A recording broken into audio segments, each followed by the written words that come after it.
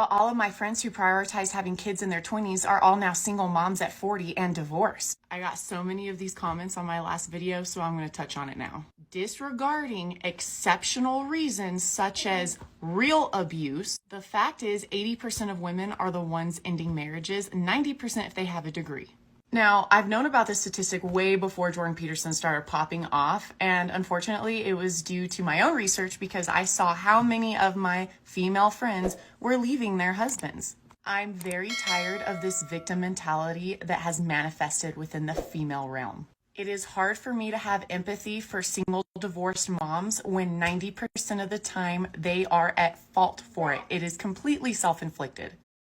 But what they're doing is they're taking advantage of all the things, all the access that they got at their hands, such as, the media, social media, the Me Too movements and all these other BS crap that they have to support them. And they're eating it like rice cake. And they're thinking that they're benefiting off of it, but when in reality it's only bringing them closer to their demise. And they're destructing themselves without even recognizing, listen, man, this has no good ending for us. But they're believing the lie that this thing is empowering them. So let them be.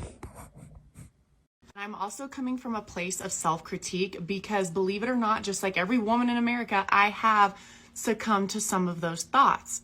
But we listen to social media and mass media and we tell ourselves that there's someone else there that's going to treat us even better, and we neglect the other party, which is our husbands, and then all the children that are involved as well. Oh, but let's not forget the vows you took. You cannot discredit my theory of prioritizing a family first and then working on a career, all because you have women that fall in that 90% category that left their husbands. Now just wait for this comment section to blow up on all the women that tell me they are the exception, that 90% are leaving because the men are so terrible. Hey, that's their favorite comeback. They are the exception. They're always the one that has, everything right and it will happen good for them. But let that be known to, some of these brute beasts that eventually your BS is going to come to reality where you're going to fall flat in your face. Then what? Then suddenly, oh yeah, it's the man's fault. But let it be known to all you feminist broads, pushing this crap, pushing this agenda. You will end at the bottom. And when you're at the bottom, you'll have nobody else to blame but yourself. And make sure you marinate and simmer real good at the bottom, because that's where you'll forever be. Ladies, you gotta compete for your man if you want that man to realize that you are a keeper. See, Americans are a rarity and a specialty here in Germany. So when my husband, back then boyfriend, came to visit me in Germany back in 2006, I had to prove to him that I was better than everybody he dated before and that I'm going to be better than everybody that he could possibly date in the future. So I took the man on trips, I bought him everything that he wanted to have and stuff that he didn't even want to have, and I had to let him know, look, I adore you. I appreciate you coming all the way from America to Germany and come visit me, and I have to prove to you, and I will do everything and anything that is in my power to show you that I am the one. Why am I saying this? I just want to tell you, gentlemen, that there are women who will compete for you. So ladies, compete for your man if you want him to know that you're a keeper, and if you don't want to compete for him, don't be mad if he doesn't want to compete for you. Now, what's wrong with some of these women overseas competing for men? That's probably what a lot of these parasites, hyenas are saying. Why the heck do y'all stupid? Y'all messing up the game. Why y'all competing for these dudes? They're dusties. They're this, they're that. But yet these women have the inkling, the knowledge and the smarts to recognize, like, look, these people are a rarity over where we at. So we gonna fight for them. We gonna compete and we gonna secure us one. But yeah, you hyenas on this side of the earth, in the western side, y'all so full of y'all stuff. Y'all think y'all stuff don't stink. Y'all walk out like, like you on cloud nine, like everything is, bowing down to you. And yet you're walking to a life of loneliness without even, giving it two thoughts. But go ahead, keep moving on that while these women overseas, in the East, Far East and Africa and all these other places are taking up good men that truly should be yours. But your arrogance and your cynicalism have thrown them away, talking about, their leftovers or whatever.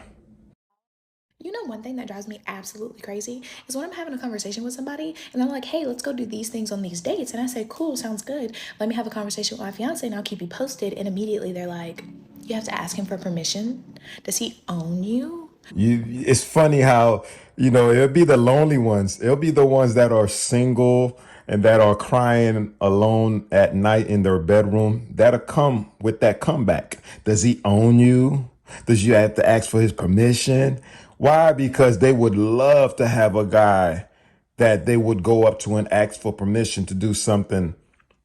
They're craving for that so bad, but because you have it, they want you to, they want you to lose that.